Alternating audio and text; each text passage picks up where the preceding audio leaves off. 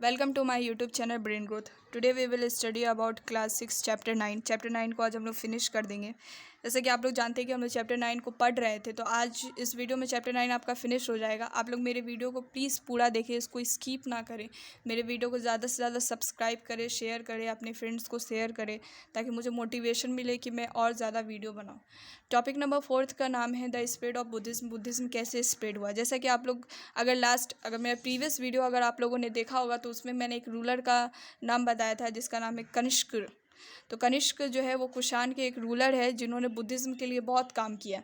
तो बुद्धिज़्म के लिए क्या क्या काम किया, तो उन्होंने बुद्धिस्ट काउंसिल खुलवाया। बुद्धिस्ट काउंसिल में क्या होता है कि बुद्धिज़्म के बड़े बड़े स्कॉलर आके बैठते हैं, कुछ मैटर्स पे डिस्कशन करते हैं। तो बुद्धिज़्म काउंसिल उन्होंने खुलवाया। दूसरा इसमें ये बताया गया है कि कनिष्क रूलर ने ही अश्वघोषा को कहा था कि वो बायोग्राफी लिखे, किसके ऊपर, बुद्धिज़्म के ऊपर लिखे। और वो बायोग्राफी जिस बुक में लिखा गया है उस बुक का नाम है बुद्धाचरिता। और ये जो अश्वघोषा जो है, जो पोएट है, वो किसके दरबार में रहते थे, कनिष्क का दरबार में रहते थे। अब यहाँ से क्या होता है कि जब ये सब हो रहा था तब एक नया फॉर्म बुद्धिज़्म का निकल के आता है जिसे हम लोग महायाना कहते हैं। देखो, कनिष्क रूलर जो थे, ये जब ये सब करवा रहे थे, जब बुद्धिज़्म को पूरा फैला रहे थे, तब लोगों के अंदर जो है ज़्यादा से ज़्यादा बुद्धिज़्म ज़्यादा से ज़्यादा ये स्प्रेड होने लगा।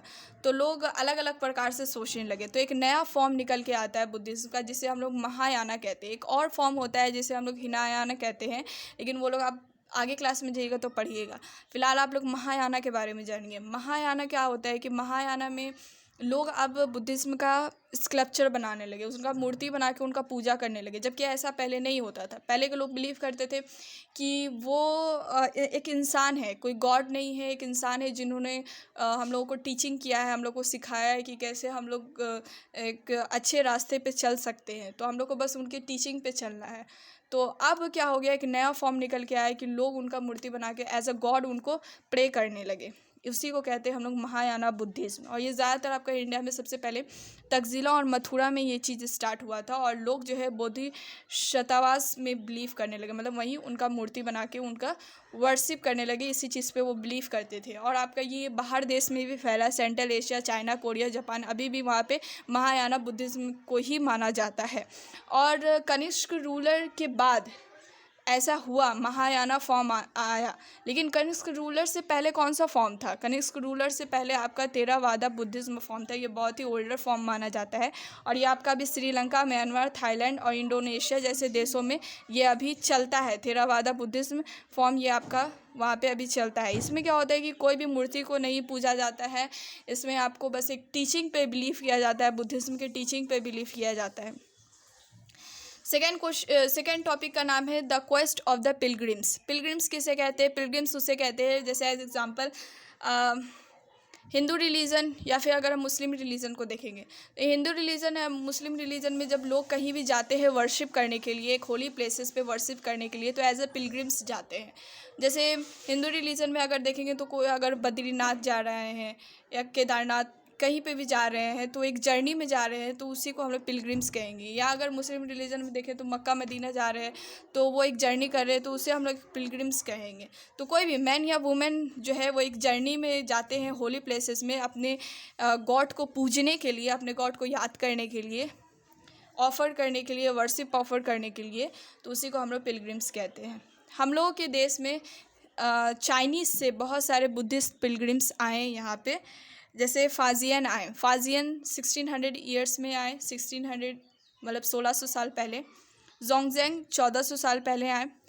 आईकेन, जब जोंगजेंग आए थे हम लोग के देश में, उसके जस्ट 50 साल के बाद, 50 ईयर्स आफ्टर जोंगजेंग आए हम लोग के देश में। तो हम लोगों ने 4th टॉपिक में ये जाना कि बुद्धिज्म कैसे स्प्रेड हुआ, कनिष्क रूलर के वजह से कौन सा नया फॉर्म आया, उससे पहले कौन सा फॉर्म था। फिर हम लोगों ने जाना पिलग्रिम्स के बारे में, क्या होता है, कौन कौन से पिलग्रिम्स हम लोग के देश में आए थे, चाइना से कौन कौन आए, कब कब आए।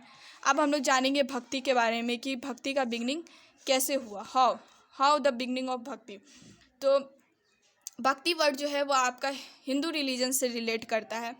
हिंदू रिलीजन में क्या होता है, शिवा, विष्णु और गॉडेसेस में दुर्गा को, इन तीन गॉड को ज़्यादा से ज़्यादा महत्व दिया जाने लगा। भक्ति का वर्ड जो है वो आपका भगवत गीता बुक से निकल के आया था।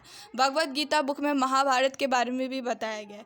कहा जाता है कि उस टाइम के लोग जो है वो खुद से अपनी डीटी को चुनते थे। कहने का मतलब अपने गॉड को खुद, डीटी का मतलब होता है गॉड को खुद चुनते थे और जिसको मन करे वो उनका वर्शिप करते थे, उनका भक्ति में लीन हो जाते थे। तो ये भक्ति वर्ड जो है वो आपका भगवत गीता से निकल के आया है।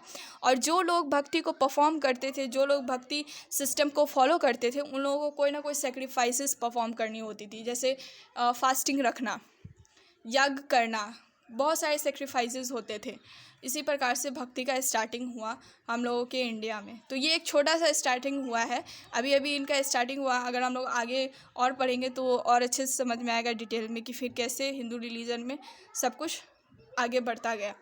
तो ये आपका चैप्टर 9 में ये आपका, इसमें हम लोगों ने बुद्धिज़्म के बारे में, भक्ति के बारे में, पिलग्रिम्स के बारे में जाना। अगर आप लोगों को मेरा चैनल पसंद आता है तो प्लीज़ आप इसे सब्सक्राइब करें, लाइक करें एंड शेयर करें। Thank you.